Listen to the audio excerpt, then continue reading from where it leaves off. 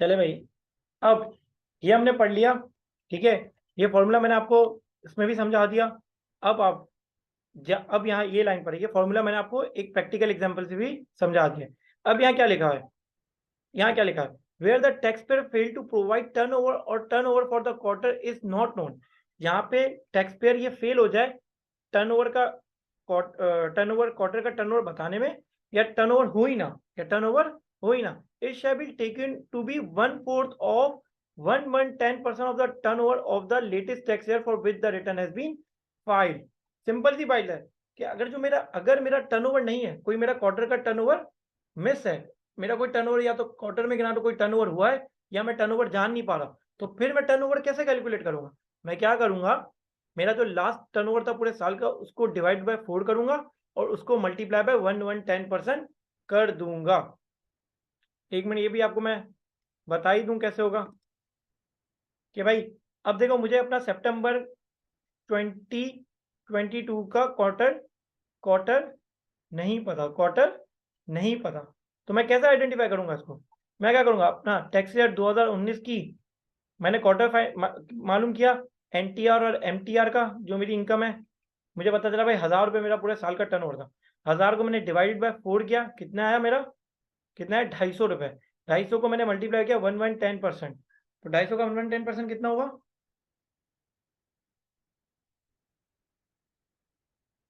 250 का 275, तो 275 मेरा क्या हो जाएगा, सितंबर का क्वार्टर क्वार्टर का टर्नओवर, सितंबर का टर्नओवर, पहले क्वार्टर का टर्नओवर हो जाएगा। इस तरह आप अब टर्नओवर को निकाल सकते हैं। ठीक है, चलें, बहुत आसान सी बात थी, मैंने आपको एग्जाम्पल से ही बता दी।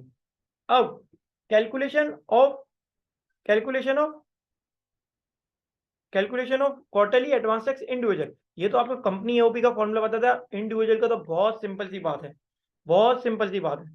जो भी आपका लेटेस्ट असेस टैक्स ईयर होगा ना, जो आपका टैक्स ईयर गुजरा होगा, जो भी आपका लेटेस्ट टैक्स ईयर गुजरा होगा, उसमें जो भी आपकी टैक्स आया होगा, जो भी आपका टैक्स आया होगा, जैसे टैक्स ईयर 2019 था, 20 था, उसमें जो आपका टैक्स आया होगा उसको आपको डिवाइडेड बाय 4 कर देना है, और उसमें से वही tax paid in the quarter for which the tax credit is allowed 168, जो ऊपर आपको बात समझाई, वो माइनस करके other than tax deducted under section 149। ठीक है, आप जो जो और मतलब सेक्शन 149 वाला टैक्स क्रेडिट आपको अलाउड नहीं होगा, क्योंकि यहाँ पे सैलरी की इनकम भी नहीं है ना। जब आपको सैलरी की इनकम ही अलाउड नहीं है, उसके ऊपर क्वार्टरली एडवांस टैक्स पे नहीं किया, तो आप सैलरी का जो टैक्स डिडक्ट हुआ है वो भी माइनस नहीं करोगे। तो इंडिविजुअल के केस में कुछ नहीं होगा, जो आपका लेटेस्ट टैक्स ईयर गुजरा है, ठीक है, वो आप लोगे, उसको डिवाइडेड बाय 4 करोगे, जो अमाउंट आएगी वो आप क्या कर दोगे, पे कर दोगे, वो आप पे कर दोगे। सिंपल सी बात है। ठीक है, यहाँ तक तो आपका कोई सवाल नहीं है?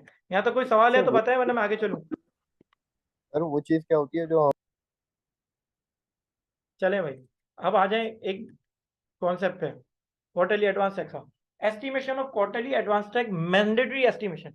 देखिए, मैंने अभी तो एक फॉर्मूला बेस पे आपको एडवांस टैक्स कहा पे कर दो, लेकिन लेकिन कंपनी और एओपी के लिए, अभी ये सिर्फ कंपनी और एओपी की बात हो रही है, कंपनी और एओपी के लिए एक एस्टिमेटेड क्वार्टरली एडवांस टैक्स भी पेबल होती है।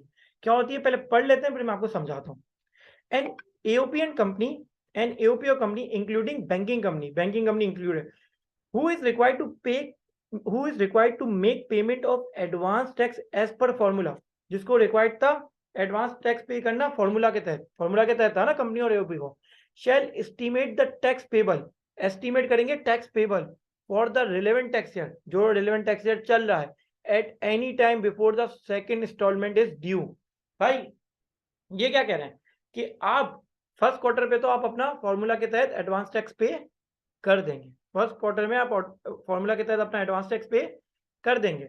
अब जब आप सेकंड क्वार्टर पे जाएगी, कंपनी और एओपी जब सेकंड क्वार्टर पे जाएगी, तो सेकंड क्वार्टर पे वो क्या करेगी, सबसे पहले कंपनी एक वर्किंग करेगी। कंपनी अपने पूरे पूरे साल का, जैसे टैक्स 2021 चल रहा है, तो पूरे साल की टैक्स लाइबिलिटी को, टैक्स पेबल को क्या करेगी, एस्टिमेट करेगी, एस्टिमेशन निकालेगी। टर्नओवर भी एस्टिमेट करना पड़ेगा, एक्सपेंसेस भी एस्टिमेट करने पड़ेंगे, लाइबिलिटी निकालनी पड़ेगी, डिडक्शन एडमिसिबल इनएडमिसिबल करने के बाद पूरी अपनी वर्किंग करके एक एस्टिमेटेड टैक्स लाइबिलिटी निकालेगी। एस्टिमेटेड क्या करेगी, टैक्स लाइबिलिटी निकालेगी। ठीक है, यहां तक बात हो गई। अब टैक्स लाइबिलिटी निकल गई। in case the tax payable is likely to be more than the amount taxpayer is required to pay as quarterly advance tax calculated as per above formula। अब क्या करें, वो जो लाइबिलिटी निकली ना, वो जो लाइबिलिटी निकली वो आपके जो फॉर्मूला से एडवांस टैक्स निकला था उससे ज्यादा निकल गई। जो आपकी लाइबिलिटी निकली वो आपके फॉर्मूला के एडवांस टैक्स से ज्यादा निकल गई। ठीक है, तो अब आपको क्या करना पड़ेगा, अब आपको क्या बनेगा, फर्निश टू कमिश्नर ऑन और before due date of the second quarter and estimated of the amount tax payable. आपको कमिश्नर को पूरे साल का अमाउंट टैक्स पेबल बताना पड़ेगा। उसमें से 50% आप सेकंड क्वार्टर में पे कर दोगे, 50% amount due 50% of such amount by the due date of the second quarter of the tax year after making adjustment of the amount if any already paid। already paid वाली amount कौन सी होगी, जो आपने first quarter में पे कर दी होगी। आप क्या करोगे, जो 50% अमाउंट निकालोगे, 50% उस एस्टिमेटेड लाइबिलिटी का 50% आप सेकंड क्वार्टर में पे कर दोगे, उसमें से फर्स्ट क्वार्टर की लाइबिलिटी माइनस कर दोगे, और रिमेनिंग 50% आप थर्ड और फोर्थ क्वार्टर में पे कर दोगे। और the remaining 50% of the estimated shall be paid after the second quarter in 2 installment by due table. Third और फोर्थ क्वार्टर में आप रिमेनिंग 50% पे कर दोगे। बहुत आपको मैंने समझाया है, मैं आपको इसको एक एग्जांपल से भी समझाऊंगा। पहले आप ये समझें, पहले आप वापस ये समझें कि भाई देखें, पहले क्वार्टर में मैंने क्या किया, फॉर्मूलों के तहत जो फॉर्मूला अभी हमने पढ़ा उसके तहत मैंने लाइबिलिटी कैलकुलेट की और एडवांस टैक्स पे कर दिया। अब मेरा सेकंड क्वार्टर आ गया, सेकंड इंस्टॉलमेंट आ गई। उससे पहले मैं क्या करूंगा, मैं एक पूरी वर्किंग करूंगा। मैं क्या वर्किंग करूंगा कि पूरे साल की टैक्स लाइबिलिटी को एस्टीमेट करूंगा। पूरे साल की टैक्स लाइबिलिटी को मैं क्या करूंगा, एस्टीमेट करूंगा। उस लाइबिलिटी का मैं 4 हिस्से करूंगा, डिवाइडेड बाय 4 करूंगा। ठीक है, सॉरी, ठीक है, उस लाइबिलिटी का मैं क्या करूंगा, मेरे पास लाइबिलिटी निकल गई। अब सबसे पहले मैं उस लाइबिलिटी का जो 50% है, उस लाइबिलिटी का क्या 50% है, वो मैं पे कर दूंगा सेकंड क्वार्टर में। लेकिन उसमें से मैं माइनस क्या कर दूंगा, माइनस कर दूंगा जो मैंने फर्स्ट क्वार्टर में एडवांस टैक्स पे किया होगा ऑलरेडी। तो फर्स्ट क्वार्टर में मैंने एडवांस टैक्स ऑलरेडी पे किया होगा, वो मैं उसमें से माइनस कर दूंगा और रिमेनिंग में क्या कर दूंगा, पे कर दूंगा। ठीक है, अब क्या हुआ, अब जो बाकी रिमेनिंग 50% जो बचा है ना मेरा एस्टिमेट करने का, उसका 25 50 का जो अब 50% बचा है उसका 25 क्या करूंगा, थर्ड और फोर्थ क्वार्टर में मैं पे कर दूंगा। ठीक है, पे कर दूंगा। समझ आ रही है बात आप लोगों को, ये बात समझ आ रही है क्या, एग्जाम्पल से अभी समझाऊं पूरी? एग्जाम्पल से समझाए। हाँ मैं समझाऊंगा एग्जाम्पल से। 2 मिनट रुको, इस बात को पढ़ो, एक बार इसको खुद से रीड करो, फिर मैं इसको एग्जाम्पल से बताता हूँ 5 मिनट में। पहले खुद से एक बार रीड करने की, समझने की कोशिश करो इसको। चले चले मैं आपको इसको एक एग्जाम्पल से समझाता हूँ ये बात। भाई क्या कह रहा है, देखें, समझिए कि सबसे पहले मेरा क्वार्टर 1 गुजरा। क्वार्टर 1 में मैंने अपने फॉर्मूला के तहत 10 रुपये एडवांस टैक्स पे कर दिया। एडवांस टैक्स मैंने 10 रुपये पे कर दिया। ठीक है, अब मेरा आ गया क्वार्टर 2। क्या आ गया, क्वार्टर 2। अब क्वार्टर 2 में फॉर एग्जांपल कि मैंने सबसे पहले क्या किया, मैंने पूरा एस्टीमेट किया। मैंने अपने पूरे साल की लाइबिलिटी को क्या किया, एस्टीमेट किया। अब मुझे पता चला कि भाई मेरे इस साल टैक्स ईयर समझे 2021 चल रहा है, टैक्स ईयर 2021 चल रहा है, और मैंने बोला भाई मेरे पूरे साल में मुझे लगता है इस बार में जो टैक्स लाइबिलिटी बनेगी टैक्स ईयर 2021 वो 55 रुपीज़ बनेगी। कितनी बनेगी, 55। अच्छा, अब मैंने क्या किया, 55 के 4 हिस्से कर लिए। 55 के मैंने क्या कर लिए, 4 हिस्से कर लिए। 4 हिस्से कर लिए, 4 हिस्से हो गए तो 55 का कितना आ गया, सबसे पहले 13.75। क्या आ गया, 13.75 आपका आ गया, आपका सेकंड क्वार्टर की एस्टिमेटेड लाइबिलिटी। और जब मैंने एडवांस टैक्स की क्या की, एडवांस टैक्स के मतलब सॉरी के फॉर्मूला के तहत निकाला तो 12 रुपये आया। अब आपकी एस्टिमेटेड की लाइबिलिटी आपकी फॉर्मूला की लाइबिलिटी से ज्यादा हो गई। ठीक है, हो गई। अब आप क्या करोगे, आप सबसे पहले कमिश्नर को बताओगे कि भाई मेरी एस्टिमेटेड लाइबिलिटी 55 रुपये पूरे साल की। अब आप ये वाली चीज को फॉलो करोगे। ठीक है, 50% आप पे कर दोगे, 50% आप पे कर दोगे कौन से क्वार्टर में, सेकंड क्वार्टर में, इन सेकंड क्वार्टर। अब 55 का सेकंड क्वार्टर, 55 का 50% कितना आ गया? 27.5 सही कर रहा हूँ ना? ठीक है, उसमें से आप लेस कर दोगे, लेस कर दो जो एडवांस टैक्स आपने क्वार्टर 1 में पे किया है। क्वार्टर 1 में जो आपने एडवांस टैक्स पे किया है वो कितना किया आपने? 10 रुपए। ये 10 रुपए आप उसमें से लेस कर दोगे, ठीक है, तो आपके पास जो पेबल आएगा वो कितना आएगा? 17.5 सेकंड क्वार्टर का, ठीक है। और रिमेनिंग जो 27.5 बचा है आपका, सॉरी 27.5 बचा है, वो आप थर्ड क्वार्टर और फोर्थ क्वार्टर में पे कर दोगे, ठीक है। जब भी आपकी एस्टिमेशन आपकी फॉर्मूला की लायबिलिटी से ज्यादा आएगी तो आपको लाजमी किसको? कंपनी और एओपी को लाजमी ये वाली चीज फॉलो करनी है। लाजमी ये वाली चीज कंपनी और एओपी को फॉलो करनी है, ठीक है। एक बार और रिपीट कर देता हूं। क्वार्टर 1 में मेरा एडवांस टैक्स आया फॉर्मूला के तहत 10 रुपए।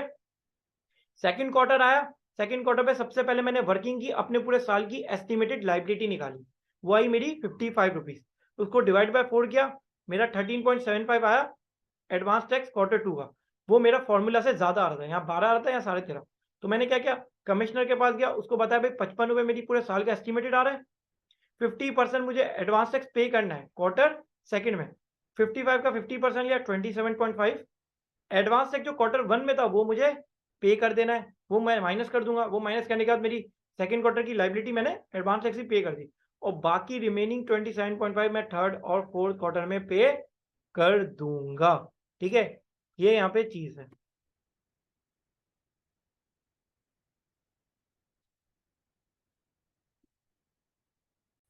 अच्छा, अभी लाइन यहाँ पे लिखी है, अभी आप पढ़ लेंगे, आपको आराम से समझ आएगी एग्जाम्पल के बाद। ये सारी बातें आपको आराम से एग्जाम्पल के बाद समझ आ जाएगी। अब टैक्स लायबिलिटी अंडर सेक्शन 113 और 113C shall also be taken in account while working out payment of quarterly advance tax। भाई जब भी आप ये वर्किंग करेंगे ना, तो जो मिनिमम टैक्स वाली और एसीटी वाली बात बताई ना, वो कंपैरिजन आप लाजमी करेंगे। जरूरी नहीं है कि आपकी लायबिलिटी कॉर्पोरेट लायबिलिटी हो, आपकी मिनिमम टैक्स की भी लायबिलिटी हो सकती है, और कौन सी? कॉर्पोरेट टैक्स की भी लायबिलिटी होती है, तो वो लायबिलिटी आपकी मानी जाएगी। ये बात आपकी ऊपर भी लिखी गई है, यहाँ पे भी ये देखें कि for removal of it is clever tax assess, जो टैक्स असेस है इसके अंदर शामिल होगी सेक्शन 113 वाली लायबिलिटी, मिनिमम टैक्स टर्नओवर वाली और ऑल्टरनेटिव कॉर्पोरेट टैक्स वाली। क्योंकि जरूरी थोड़ी है कि आपने कॉर्पोरेट टैक्स पे किया हो, इन दोनों का हायर भी हो सकता है, जो तीनों का हायर हो वो आपकी लायबिलिटी बन जाएगी, ठीक है। अब ऑप्शनल एस्टिमेशन, एक है ऑप्शनल एस्टिमेशन, बस ये एडवांस टैक्स का लास्ट कॉन्सेप्ट है, छोटा सा quarterly advance tax. Optional estimation देखें, इसमें क्या कह रहा है कि इफ एनी टैक्स पेयर का मतलब कि इंडिविजुअल एओपी और कंपनी, ये वाली बात जो थी ना वो सिर्फ एओपी और कंपनी के लिए थी, ये वाली क्या है? Any tax payer. If any tax payer, कोई भी टैक्स पेयर हो सकता है, who is required to make payment of advance tax estimated, जिनको एस्टिमेट बेसिस देनी थी at last time before the last installment is due. Last installment due मतलब कि कोई भी इंस्टॉलमेंट हो सकती है जो आपकी लास्ट इंस्टॉलमेंट निकली हो, आपको एस्टिमेट करना है। then the tax payable by him for the relevant tax is likely to be less than the amount he is required to pay as quarterly advance tax calculated as per above formula। भाई यहाँ पे ये बात कर रहा है कि वहां पे हमने एस्टिमेटेड लायबिलिटी निकाली थी, वो क्वार्टरली के फॉर्मूले से क्या थी? ज्यादा थी। अगर मैं एस्टिमेट करूं और वो मेरी एस्टिमेशन लायबिलिटी वो क्या है मेरी क्वार्टरली के फॉर्मूला के एडवांस टैक्स से कम आ जाए, मेरे फॉर्मूला के क्वार्टरली के एडवांस टैक्स से कम आ जाए। फॉर एग्जांपल भाई कि यहाँ पे मेरी कितनी 13.75 आ रही थी, फॉर एग्जांपल ये 50 रुपये हो, और 50 डिवाइड बाय 4 करें कितना आ गया? एक मिनट में करता हूँ,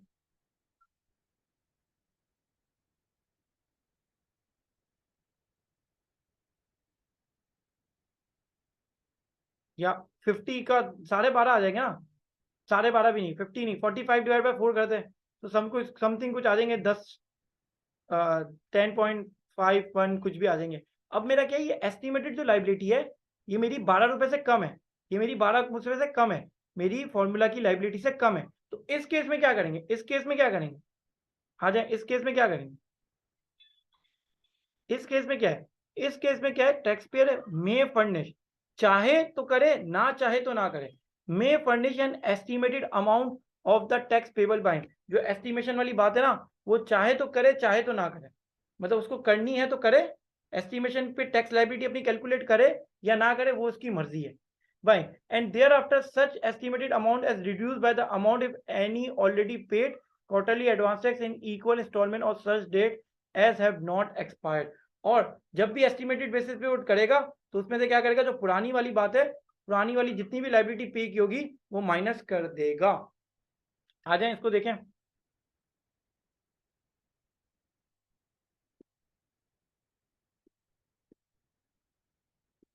भाई देखें, अभी क्या हुआ कि क्वार्टर टू पे मैं आया, क्वार्टर टू पे मैंने निकाला 12 रुपए मेरे फॉर्मूला के तहत,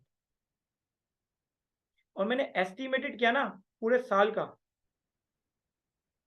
तो वो मेरा बन रहा था 30 रुपए, और 30 रुपए डिवाइड बाय मैंने 4 किया तो बन गया मेरा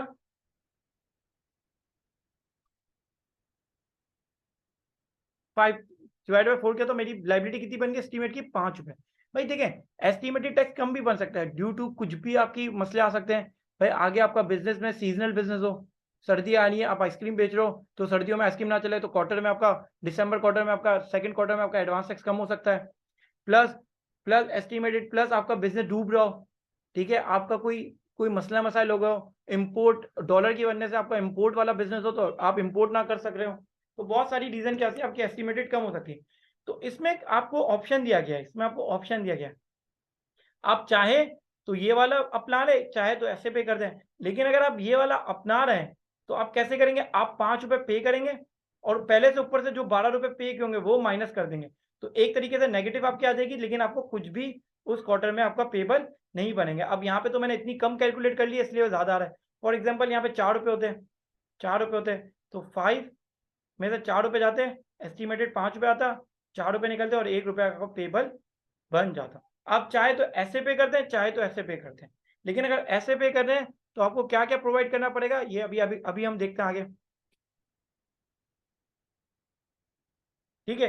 the commissioner estimated he the taxpayer may furnish to the commissioner estimated of the amount of tax payable by him and thereafter such estimated amount as reduce by the amount if any already paid as quarterly advance, जो आपने पहले से और quarterly advance पे कर चुके हो, जो मैंने क्वार्टर 1 में पे कर दिया था, in equal instalment on such date have not be expired. अब an estimated of the amount of tax payable shall contain चार चीजें आपको एस्टिमेटेड के बेसिस पे कंटेन करनी होगी। Turnover of the completed quarters of the relevant tax year, उस पूरे 11 टैक्स ईयर के सारे क्वार्टर का आपको टर्नओवर बताना पड़ेगा। Estimated turnover of the remaining quarter along with the reason to be decline, एक minute sorry, quarter of the completed quarters of the 11 tax year, मतलब जो भी आपके क्वार्टर गुजर चुके हैं। अच्छा, ये वाली वर्किंग आप किसी भी क्वार्टर के टाइम पे कर सकते हैं, क्वार्टर 1, क्वार्टर 2, क्वार्टर 3, क्वार्टर 4, किसी भी क्वार्टर पे आप कर सकते हैं, ठीक है।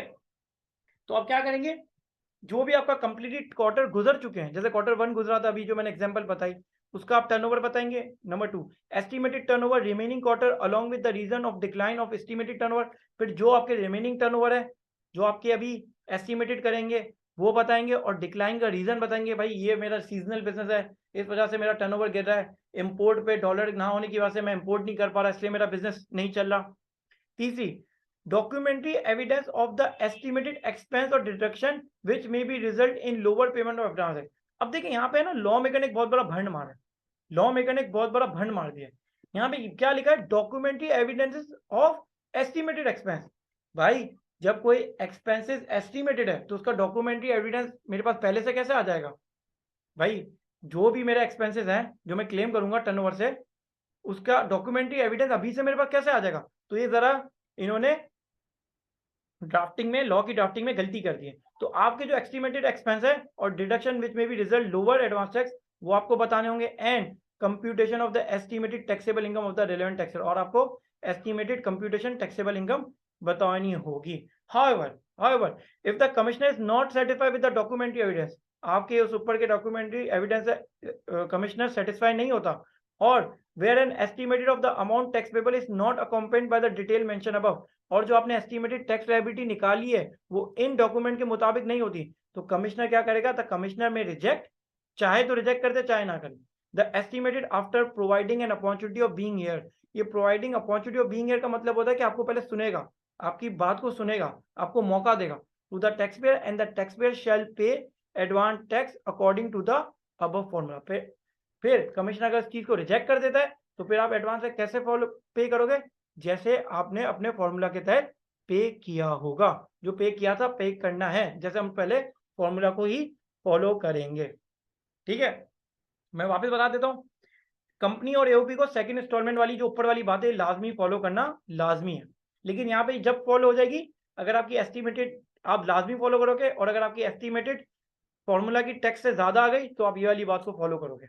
लेकिन सेकंड क्वार्टर हो, फर्स्ट क्वार्टर हो, थर्ड क्वार्टर हो, आपको पता है कि मेरा एस्टिमेटेड टैक्स लायबिलिटी मेरे क्वार्टर के फॉर्मूला से कम आएगी, तो आप चाहो तो क्वार्टर के जरिए पे कर दो, या आप चाहो तो एस्टिमेशन की बेस पे चले आओ।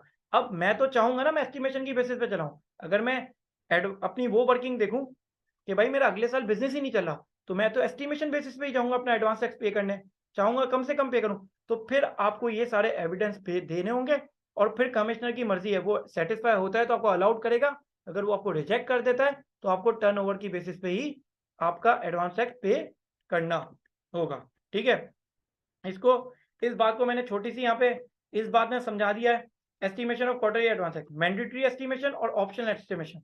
मैंडेटरी एस्टिमेशन यही वाला है कंपनी ओपी वाला, ये तो आपको लाजमी करना है, और ऑप्शनल मैंडेटरी ऑप्शन जो है वो कंपनी और एओपी के लिए, deadline at any time before second installment is due, मतलब सेकंड क्वार्टर से पहले पहले आपको करना है, और ये कैसे अप्लाई होगा, अगर आपका एस्टिमेटेड टैक्स लायबिलिटी आपके एडवांस टैक्स फॉर्मूला से ज्यादा है, मोर देन है, ग्रेटर देन है। ये ऑप्शनल है, आप किसी भी क्वार्टर पे फॉलो कर सकते हो, ये इंडिविजुअल एओपी और कंपनी तीनों के लिए है। डेडलाइन इसकी क्या है, at any time before the last installment is due, जो भी लास्ट इंस्टॉलमेंट ड्यू है, ठीक है, उससे पहले किसी भी वक्त, first quarter, second quarter, third quarter, fourth quarter, आप कभी भी यार चीज कर सकते हो। और ये चीज कब फॉलो होगी, जब आपकी एस्टिमेटेड लायबिलिटी आपके एडवांस टैक्स फॉर्मूला की लायबिलिटी से कम बन रही हो, तो ये आपके लिए ऑप्शन है और ये आपके लिए ऑब्लिगेशन है। एस्टिमेटेड लायबिलिटी ज्यादा बन रही है तो ऑब्लिगेशन है कि आपको यही चीज फॉलो करना है कंपनी और एओपी को। ठीक है, तो ये आपको मैंने इसका एक समरी बेस में भी समझा दिया है। ओके, अब क्वेश्चनिंग करें, जो भी आपकी क्वेश्चनिंग है।